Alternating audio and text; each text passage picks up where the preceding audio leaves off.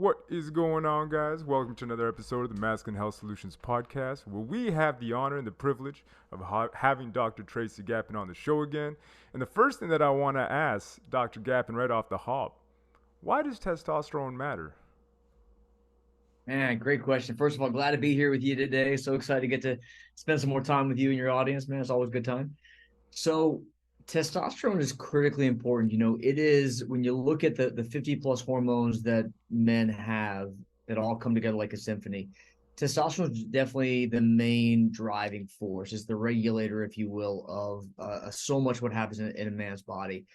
I see men 40 to 60-ish or so that come in and their biggest complaints are I have low energy, I have brain fog, I can't focus at work, I'm not like I used to be, I can't burn this belly fat, those last 10 pounds, or maybe it's 40 pounds, but can't burn the fat, can't build muscle.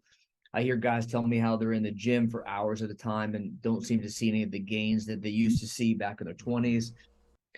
I hear guys who tell me how they've lost their drive for sexual intimacy with their partner, and a lot of times guys were chasing their wife or girlfriend in the past, and now the woman are chasing them, so something's clearly wrong, can't perform like they used to. All these issues that guys deal with in their daily life, and in large part a lot of it relates to testosterone. And so I'm glad you bring that up because it's really a big deal.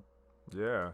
And I mean, the more that we look into things, it seems as though I feel as though the data is getting a little bit too muddy now because everybody's got something to say about it, but nobody really knows like what the true functions are. And it's kind of obviously you were able to package that quite nicely, sum it up very, very elegantly. Because the one thing that we keep hearing is just TRT, and we just kind of hear it more from the performance kind of aspect of things. And I Yeah. mean, you did mention how it affects, muscle growth and all those different aspects, but I wanted to get your take on exogenous testosterone and how you would go about implementing it if you were to implement it versus just getting off the street from like some unknown drug dealer. Yeah. Yeah, and it's actually a funny time because I have my twice a week dosing literally right here waiting for after we're done to give myself. So it's kind of funny, ironic timing. Nice. But a lot of guys have low testosterone levels, and we could talk about that afterwards. But Hmm. suffice it to say that most men off the street have much lower testosterone levels than they need. Why? I would blame toxins in our environment, plastics, chemicals in our personal care products, chemicals in our food containers, and our water, etc. And studies have shown that it's clearly toxin related. And so this has an effect on our own body's ability to produce testosterone, but it actually also started generations ago where those same chemicals affected our grandparents, and then that affected our father, and now it affects us. And unfortunately, we're seeing issues in declining fertility as well as low testosterone levels that's going to also ultimately affect our children as well. Hmm. And so the reason I'm going through all that is because a lot of guys ask me, well, what are the natural ways that I can boost testosterone? I want to do everything I can naturally. I don't want to take testosterone. And I get it. I did too for the longest time. And there are a lot of great things that we can do to improve testosterone. So strength training is one of the biggest ones, heavy weights, especially big core muscles, quads, hamstrings, back, core, all those kind of big muscle bellies. Hmm. When you're working those with heavy weights and resistance training, that's where you're going to definitely improve testosterone. When you can improve sleep quality, not just sleep quantity, but actual quality, and make sure you're getting enough good deep sleep and REM sleep, you're going to help testosterone. When you get all those key micronutrients, and especially things like B vitamins and zinc and magnesium, and make sure you're getting enough healthy cholesterol in your diet, that's going to help with testosterone. Reducing stress, gut health, massively important when it comes to inflammation and cortisol. When we can clean up our gut health, all these things are going to improve testosterone. But I want to give you a little bit of scale, a little bit of perspective that I think helps kind of drive this point home. A lot of guys coming off the street, they have a free testosterone of like 6. Now, perspective where you should be is around 20. But most guys coming off the street, I literally see a free T of around 6. So if you do these natural approaches we're talking about, they're going to be effective. They're going to get you up to maybe 10, 11, maybe 12. You see what I'm saying? Like, Yeah. yes, it's Yeah. helpful. And we find that men still need more. And so that's where we get to how do we supplement with testosterone, exogenous testosterone, because there's only so much we can do to stimulate our own body to make it, and it's typically just not enough. And so that's what brings us to giving testosterone. Now we can use pharmaceuticals. Some men prefer, HCG, Clomid, other medications that may Yeah. stimulate testosterone. But in general, the conversation ends up leading toward exogenous testosterone. And what I like about exogenous testosterone for certain men is it allows us to very precisely dial in your testosterone levels to exactly where it needs to be. And we're talking like a free T of around 20 or so. And that may equate to, for some men, a total T of 800. For other guys with higher sexual binding globulin levels in their blood, they may need higher levels of testosterone, even as much as 12, 1500 to get to that free T of around 20. And so I'm Interesting. a huge proponent of it in the right, properly selected patient. Yeah, I mean, because what I keep hearing too is like other people that I've talked to is in the longevity space, like the anti-aging as well, and how Yeah. like I mean, I talked to Susan Branton too. She was talking about how she would actually use different modicums, and it's kind of like, well, you want to keep the juices flowing the older you get, and whether you're male or female, it's still one of those hormones that plays into obviously having the best possible lives that you want to obviously have. You don't want to Oh, be yeah. living all decrepit in that, right? Absolutely. Yeah. And, I come from the disease model world, from our traditional healthcare system. I was a urologist, a very busy practice for almost 25 years. And it was all about treating disease and finding a diagnosis code and giving you a pharmaceutical or doing surgery and getting you out the door. But now the focus for me, and I think most men agree with this, it's how can I optimize and have a better quality of life? How can I have more energy? How can I burn fat, build muscle? How can I have better sex? And how can I live not just longer, but better? And all those are possible now, but we just have to really change our perspective and how we approach health. And I mean, it's interesting you say that because it's like, I think the allopathic model is changing. And I think a lot of doctors, it's interesting because a lot of people that I'm talking to are just kind of viewing it differently. I kind of feel like there's a shift in modern medicine where we're not really going so much for like, hey, I got a disease, come heal me. It's almost like, what can I do preventatively? Because I don't want to lose my erection. I'm only 40. you know, and it's Yeah. something that I've talked to on various accounts where I keep finding that these patterns keep happening. And one question I did have in regards to that, what is the one thing that drives people to talking to you? What is it that most guys say, hey, I've had this major issue, I want to talk to you about it? Is it like the hair loss? I don't know. Like, what is it that just drives people into your office? Yeah, it's interesting. Guys hit anywhere between 40 and 50. And there's that magic age for every guy somewhere in that ballpark where everything changes and everything you're doing no longer works. And it's really the top three complaints is low energy and focus, it's can't burn fat, and sex is suddenly not like it used to be. And those are the three things that bring guys in where they realize that they need help. They realize that they can't get away with the behaviors and the lifestyle and their lack of focus on their health like they did in their 20s and 30s.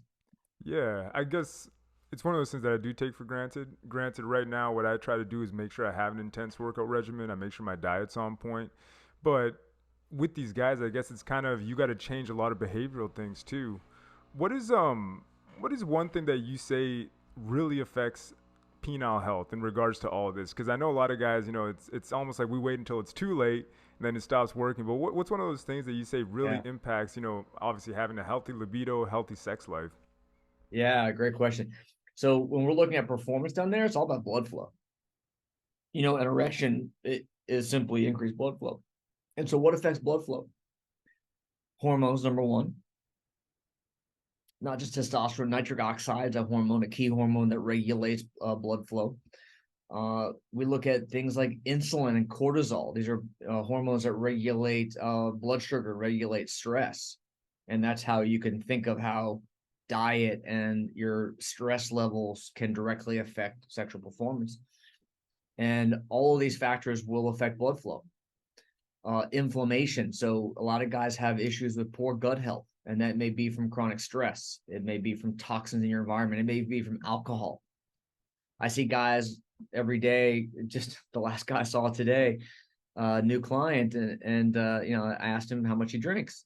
He said, "Yeah, not much, just 2 or 3 drinks a day. 2 or 3 drinks a day. Oh, not much. Okay." And guys typically underestimate too. So 2 or 3 typically means 3 to 5.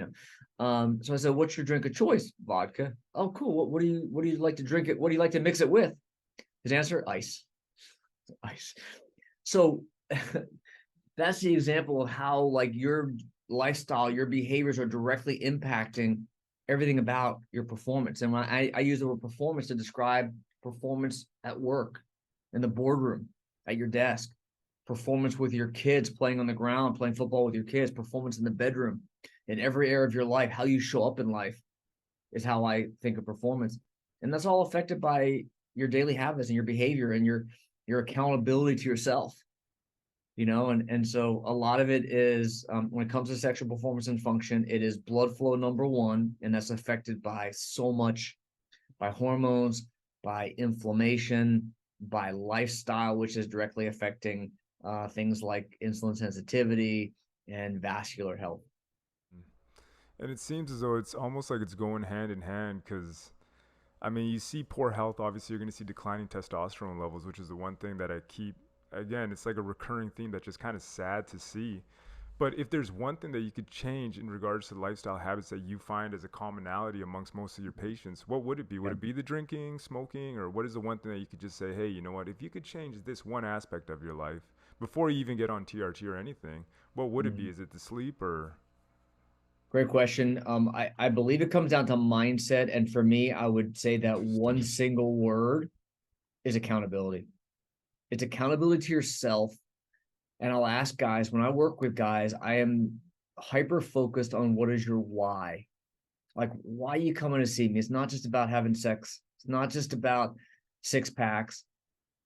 What's your why? And for me, it's I want to be the best dad I could be. I have two amazing little kids. I have a beautiful wife, and how can I show up every day and be the best dad for my kids, the best husband for my wife, and be the best man that I can be. And so that's what drives me. And so when a lot of guys make lifestyle decisions that aren't in alignment with their why, it doesn't work. That's when things start to fall apart. And so when you're crystal clear about your why, crystal clear about what's important to you, you just freaking work backwards, man. Mm-hmm. It's like, what do I have to do to stay in alignment and to achieve that why?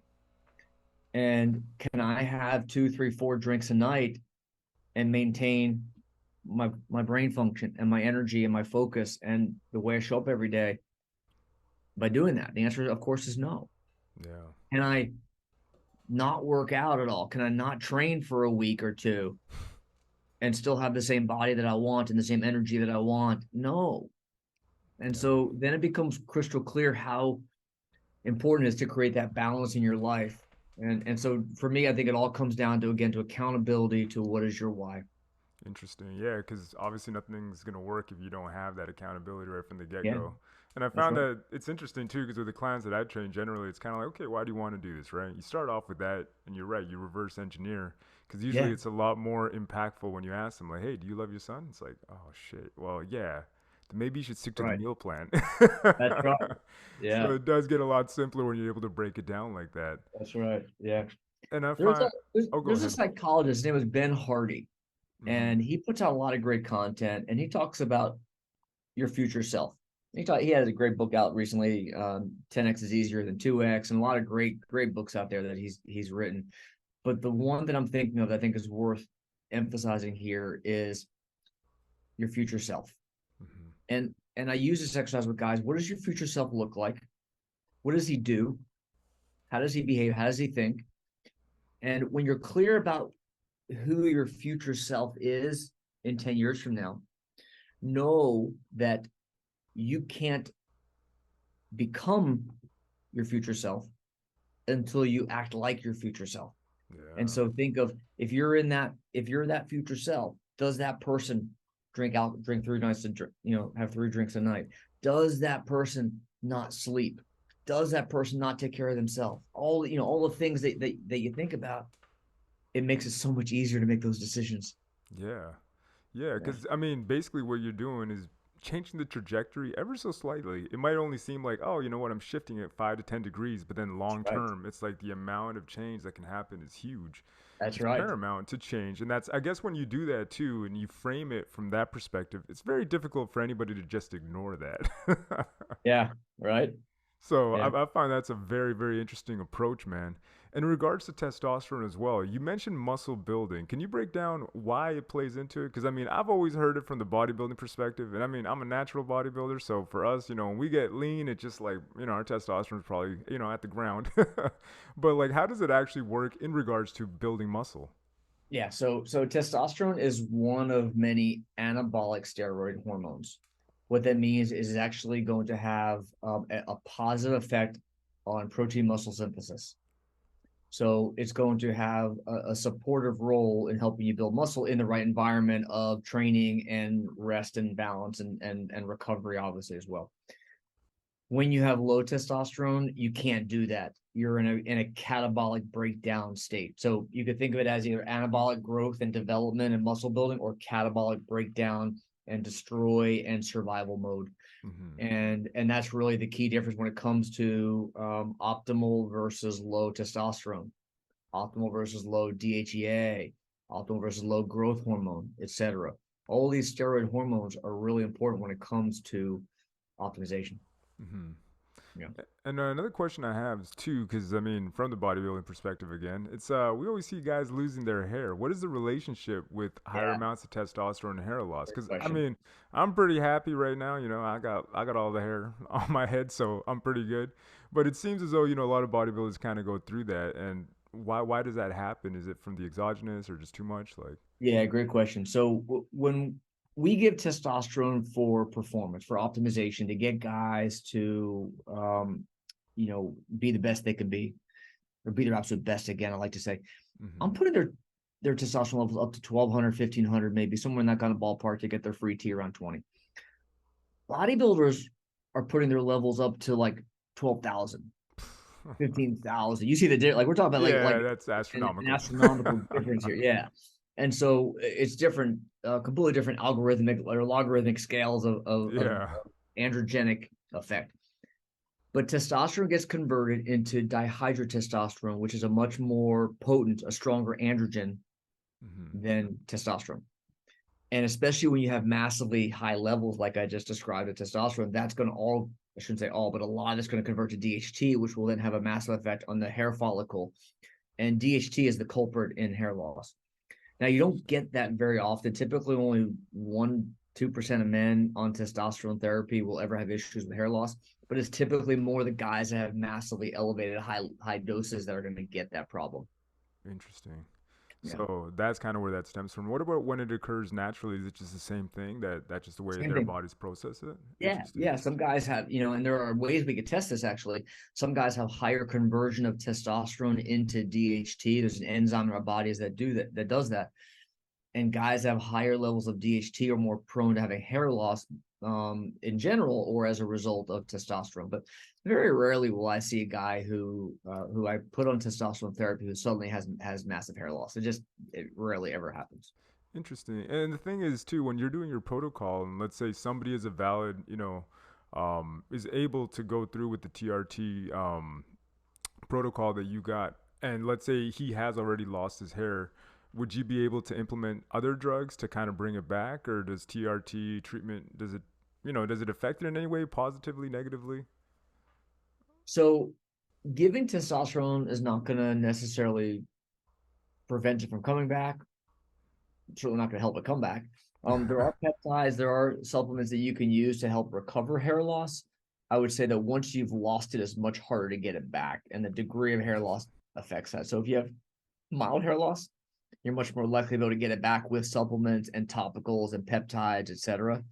Once it's gone, it's going to be much tougher. Interesting. And Yeah. the other question I had too, in regards to your TRT therapy, when somebody's kind of going through it, what's the first noticeable change? I know every situation is different, but what's the one common change that you keep seeing across the board where it's like as soon as he kind of gets his test levels back, the first thing Mm-hmm. that he notices is Energy. energy? Yeah, within that first week or two, guys notice a difference in energy. They notice that they're a little more alive. They notice they can sleep better as well, which I think is probably related to that energy during the day. That's Interesting. by far the first effect. Over the next couple of weeks, they'll start to notice a little bit of improvement with libido, and then they'll notice improvement in exercise recovery after that. Um, Effect on sexual performance is much less noticeable, and that takes a little more time. So I might say 3 months before you notice a real solid effect there. But Hmm. the energy first, and then the libido in those first couple of weeks. Interesting. So, Yeah. okay, note to self. Now, the one thing, another question that I had in regards to TRT, because it seems like it's one of the scapegoats for other, for a lot of sports and stuff. Even though the UFC kind of banned USADA, I don't know if you saw that. You'll probably get an influx of some UFC fighters coming your way, I think. Yeah. Because obviously, but the thing is, when it comes to sports, most guys are actually doing it for recovery, which I understand. Yeah. But one question I did have in regards to TRT, because obviously I know you got a full process that these guys got to go through, I would imagine. But I keep seeing a common theme amongst, I'm going to call them kids, but young dudes between the ages of like 18 to 25. Now, in regards to TRT, do you think it's still appropriate for somebody at that age to take that, or is it something that they should just leave for I do now? not. Yeah, I feel strongly that that is not appropriate for young adults in their teens like that, especially to be on testosterone therapy. It is suppressing normal endogenous function. It's suppressing fertility as well. Mm-hmm. And these kids are trying to get the muscle gains while suffering some pretty serious consequences from that. So I have seen some young men in their low 20s that have hypogonadism, technically Yeah. true low testosterone, and those guys need to be treated. But there are ways that we can do that to preserve fertility as well, and that's really important for guys because guys, you don't know what you want 10 years from now. You're going to want a family at some point, and you don't want to Mm-hmm. potentially have a real negative effect on that at a young age.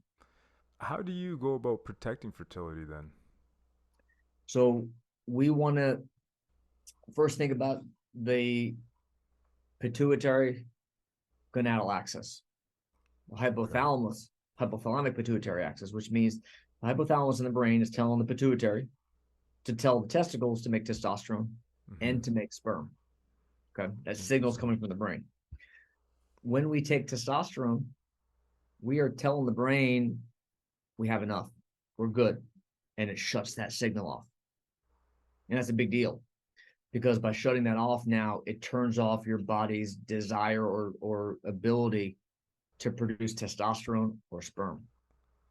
Oh, jeez. And so instead, what we want to do in those young men is find ways to stimulate the brain to make a stronger signal to the testicles to make more testosterone. And oh, by the way, it'll then make more sperm as well. So Interesting. it's changing the way we look at it. Instead of giving testosterone, we're going to stimulate the body to make more of its own. That is super interesting because I had never viewed it from that perspective, but you're totally right. I mean, the mind is kind of, well, the brain kind of makes sure it regulates everything. But I guess when you go in there, I mean, like I mentioned before, in the bodybuilding scene, a lot of people would just take hormones by themselves. Like one of the Yeah. craziest things that I heard about was IGF-1 and insulin and all that. And I'm like, I don't Yeah. know why anybody would do that. You're playing with fire there. Yeah, you're playing with fire. And there's healthy, appropriate ways that we can do that. But that's when guys get in trouble when they think, bro science got it figured Mm. out. Yeah, and bro science does not have it figured out. I mean, I don't know if you've seen a lot of the bodybuilders that I mean, people kind of always speculate as to why they died, but we've had like a couple Olympians die, a lot more bodybuilders dropping dead. And I mean, they're not even Yeah. 50 yet, which is why it's Yeah. kind of like for myself, it's like, whoa, somebody pump the brakes. It's scary. It's scary. And all those massive levels of anabolic hormones and steroids, they are causing a massive stress on the body. They're causing issues with stress on the heart. And they're causing issues with blood sugar regulation and inflammation. And um, I think that there needs to be a balance there. There's ways that you can achieve those gains without pushing the body so hard. Yeah. Well, I mean, naturally, I know it's going to take longer, but a lot of these guys, like you said, are taking 12,000 or whatever the case may be. So, It's yeah, crazy, right? it is a Yeah. little bit astronomical. Granted, to look like a freak, and I mean, at the end Yeah. of the day, it's like you win a plastic trophy. But I am a fan of the sport, so it's like, I'm just as long Right. as they're seeking medical help, which is something that, as mentioned before, a lot of these younger dudes are actually doing. Like a lot of them are cycling off their gear and coming onto it. Would you find that TRT would be appropriate for a professional bodybuilder who is taking anabolics to just kind of make sure they kind of regulate, or do you think the damage is too drastic that they could probably never come back? So once you take massive levels of anabolic steroids like that, typically your body shuts off Mm-hmm. and does not produce adequate levels of testosterone again whenever you finally come off those drugs. And so most guys I see who were former fighters, bodybuilders, competitive athletes who were on steroids, they typically need exogenous testosterone for life for that reason. Interesting. Yeah. And now, kind of switching gears a little bit, I mean, I had this open in my notes, and I wanted to ask you this question: is how is precision medicine defined, and how is it integrated into your treatment plans? Because I am Oh, curious about that. I love that.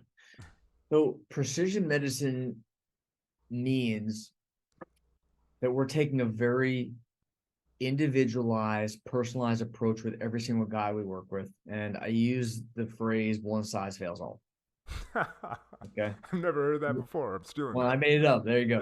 Yeah. One size fails all because based on our genetics, based on our environment and our exposures and everything about our life, we're going to respond very differently to the guy next to us. So, for example, you'll go on Twitter and you'll see these battles going on over keto versus paleo versus Yeah. carnivore versus Mediterranean versus vegan. It's all nonsense, in my opinion, because your genetics, to a large extent, dictate how your body's going to respond to certain foods.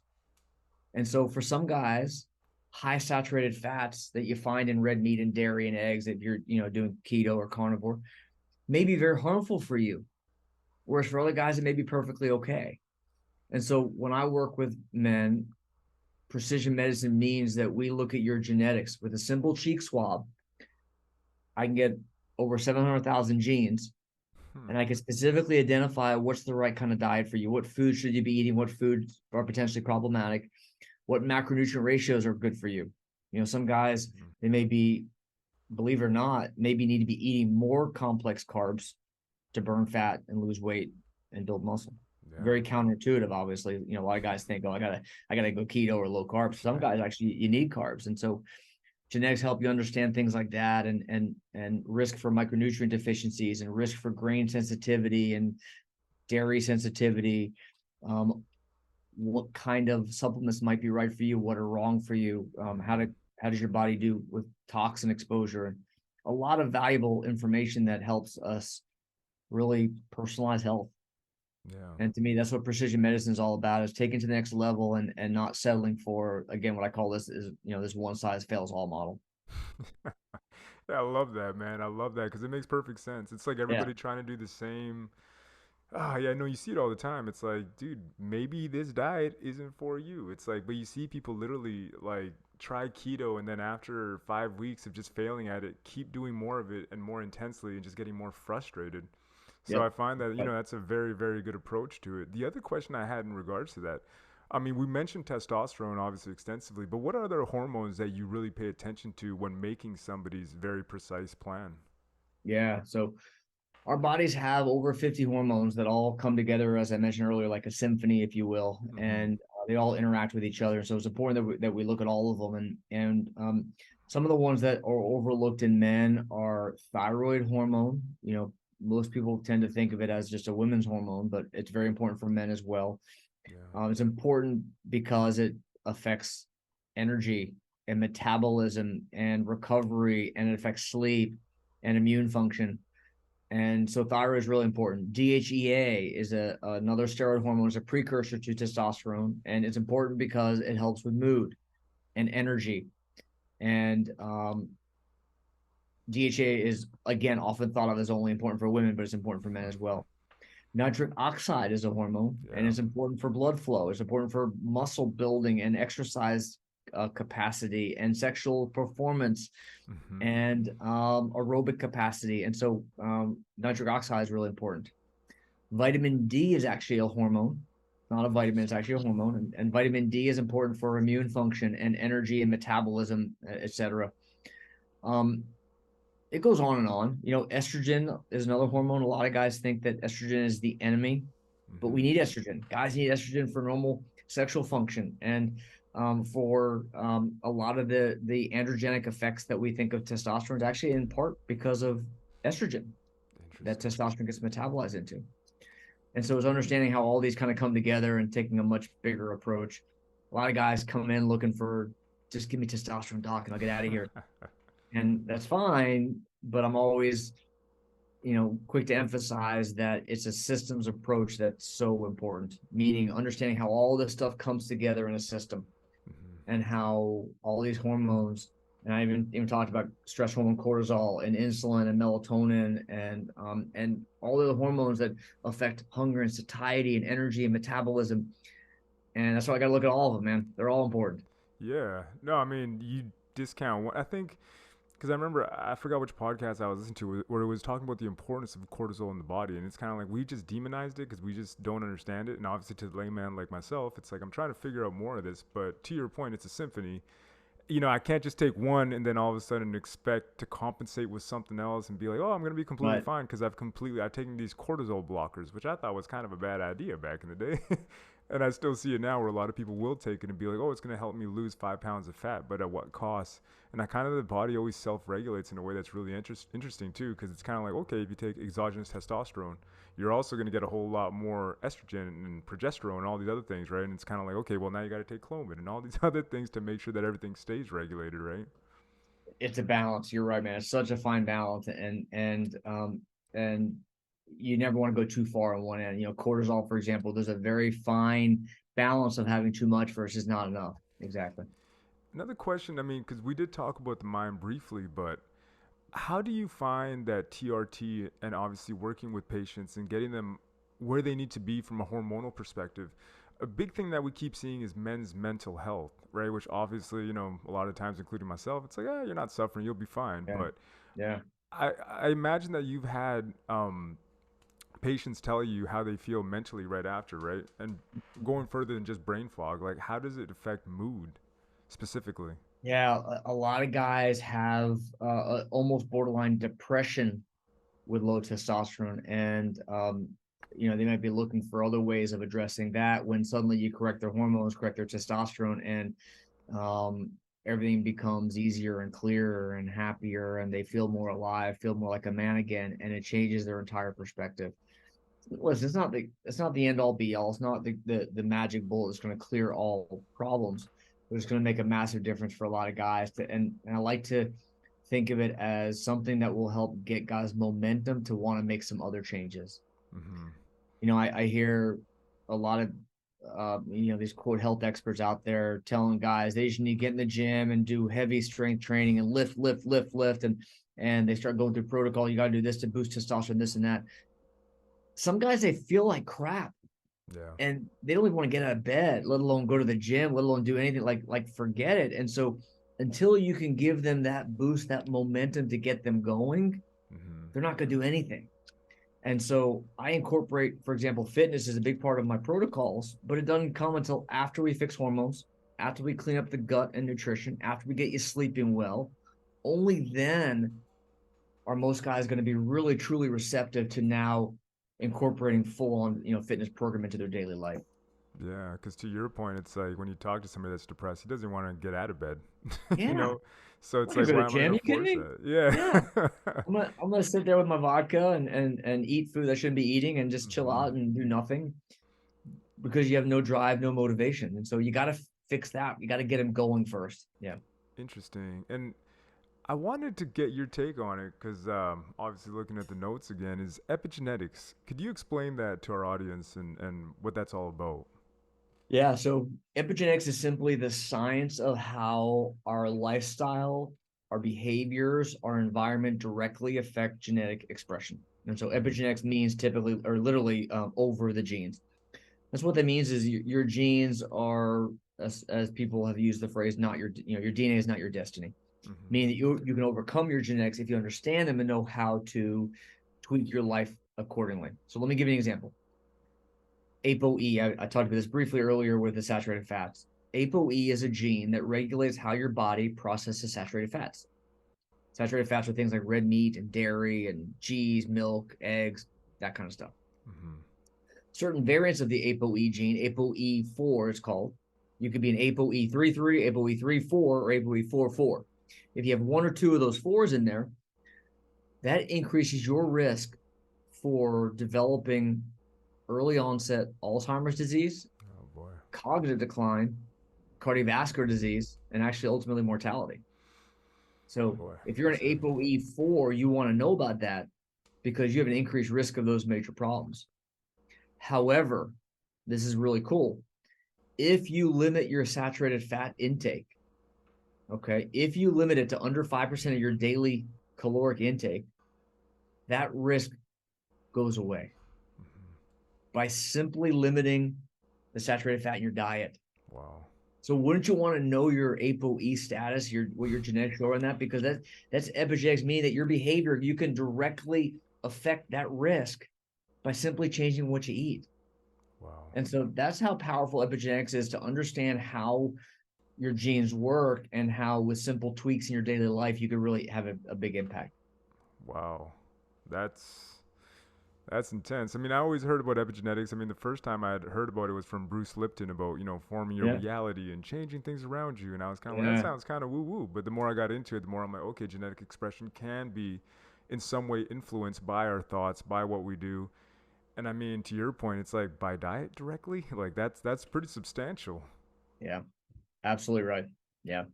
I mean, the other thing that because obviously you find this out through the profile that you get through them. What are other factors into epigenetics that you find can really influence somebody's, I guess, outcome in life? Yeah. So we can look at sleep. So there are genetics that pertain to sleep and circadian rhythm and can tell you whether you're going to do better going to bed early, going to bed late. How much sleep do you need? Can you get by with 7 hours, or do you really need 8 hours, for example? Mm-hmm. There was a great study that looked at sleep related to testosterone production. Oh yeah. And out of University of Colorado, they show that one night of sleep deprivation cut testosterone levels in half. Yeah. So another example of how your behavior can directly affect your body's function, physiology, performance, and outcome. Super interesting. I mean, I Yeah. think this is one of those milestones that we're going to see that are really going to change, the health and obviously the medical industry. But what are other milestones that you think we are seeing now that are evolving and changing in regards to medicine or modern day medicine, I guess? Yeah. So I love where we're heading with the science around longevity. Mm-hmm. So cellular medicine is understanding cellular function, how cells work. Ultimately, every part of every organ in our body is composed of cells, and those cells have machinery, internal mitochondria that function, produce energy, etc. And understanding how cells work and how we can optimize those is really ultimately how the science around longevity is advancing. And so it's understanding how natural and or even synthetic compounds can directly affect cellular efficiency and optimize it, and how can we choose what compounds might be best for whom and in what role.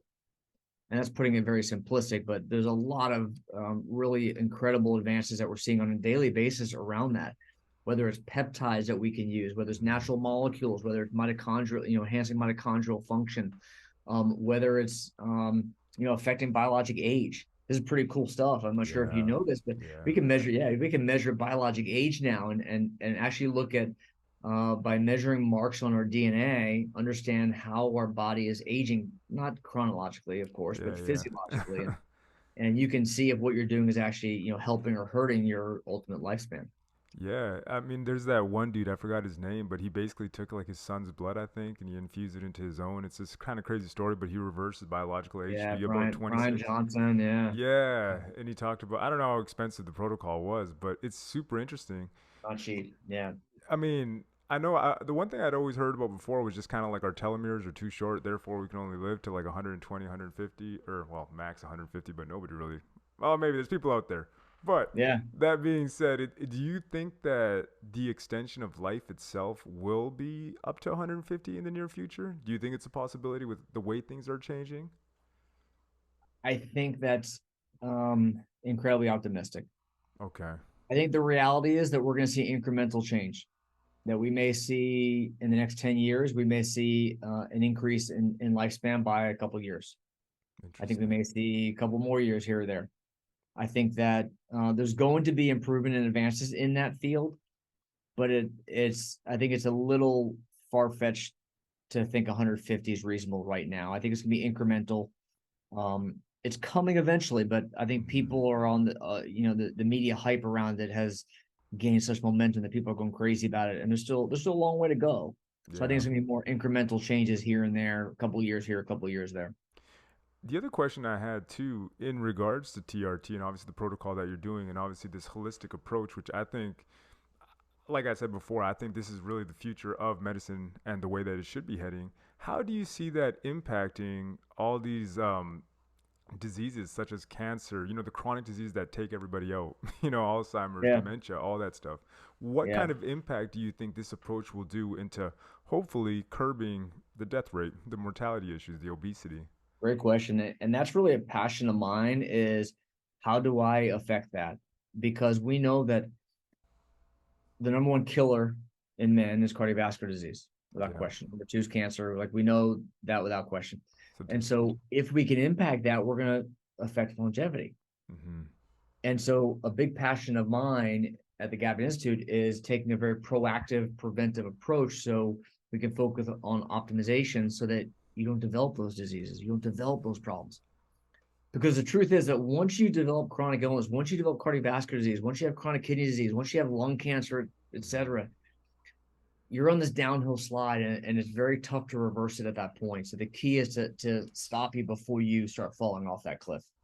Interesting. Well, I Yeah. mean, like you said before, it's a symphony, right? So I There think you it go. makes perfect sense. The last thing I kind of want to finish off this podcast episode with is, could you tell us one of the stories that just sticks out to you the most in regards to how somebody was able to change his life for the better, the impact it's had, and obviously, how it made you feel afterwards? Because I imagine you probably Yeah. felt pretty good. Two stories immediately came to mind. The first one, he is actually a professional race car driver. Wow. Cool guy, lives here locally, and came to see me because he was having some brain fog issues. Like he couldn't focus on the track, and it was affecting his decision making. Which, if you can imagine, going Yeah. 150, 200 miles an hour around curves is probably pretty important detail. And so he came to work with us, and we found some issues with the hormones that we corrected. We found some issues with his gut microbiome, balance of the bugs in his gut that was affecting inflammation, etc. But the biggest thing that we found in him, and this is where I talk about blind spots that are holding you back, blind spots in your health you don't even realize that are there but causing major issues. For Mm-hmm. him, it was food sensitivities because of his gut issues. Interesting. And he had these massive food sensitivities we found to bananas and coffee. Now, guess what he had for breakfast every single morning before Bananas and that? coffee. There you go. Crazy. And of all things, that's what he would have every day. And so we stopped those things. Obviously, we worked on cleaning up his gut. We optimized his hormones. And he told me how like it was like a light switch went off, and suddenly like everything changed at that point. And yes, the hormones help. Yes, cleaning up the gut helped. But it was that little maneuver of everything we did that finally made him to feel a massive difference. And we would have never known that if we hadn't gone through the testing to find those blind spots. And so that Wow. was really cool. The other story that immediately sticks to mind is Andrew. He's a wealth advisor here locally as well. And he first came to see me. He was about 50 pounds overweight and issues in his marriage. And he's lost a ton of weight. And that guy looks good. He looks really good. Yeah. And he tells me how his relationship with his wife has gone to a completely different level. They've been married like 20 years, so it's starting to get a little stale, and was losing interest. And it really sparked back that vitality that he had lost for so long. Wow. And he also came to realize that he was in the wrong career because he was able Interesting. to have a clear mind and think straight. And so now he's going through like a career evolution as he thinks about what he wants to do with the second half of his life. Wow. And so that's the power of having just the right pieces in place to be able to make those changes, and it could be life changing. It make obviously a huge difference on your life. That is, yeah, I mean, it totally does. And everything stems from the body. And I think too many of us just disregard it and just take it for granted, unfortunately. And I mean, I've been in that boat before too, eating bad, smoking, drinking, doing some drugs here and there. I've been there. But luckily, I was a lot younger. But to your point, it becomes an issue for us guys when it's just part of our lifestyle, which becomes Yeah, really unfortunate, which is with the alcohol, bad diet, all that kind of stuff. So, you That's know, right. kudos to you for making a dent in the universe. You know, you're doing it and you're doing it every single day. But the last thing I want you to tell us about is where can we find you, your website, contact links, all that good stuff. Oh, thanks so much. Yeah. So I love what we do here at the Gap Institute. We help high performing men and women have more energy, lose weight, have better sex, and live not just longer, but better. Website's gapinstitute.com. I have a free gift for your listeners. I have a complimentary copy of our high performance handbook. It's 15 strategies and tactics that you can leverage starting today to have more energy, burn fat, lose weight, have better sex. And you can get that by simply texting the word health to 26786. Again, text health to 26786 and you get a free copy. And then that'll also give you a link if you want to reach out to my team for more information about how we can help you. Awesome. And again, guys, all the links are always going to be in the description. Dr. Gapin, it was an absolute honor having you on again, and hopefully we can talk again in the future. You got it, man. All right. Till the next episode.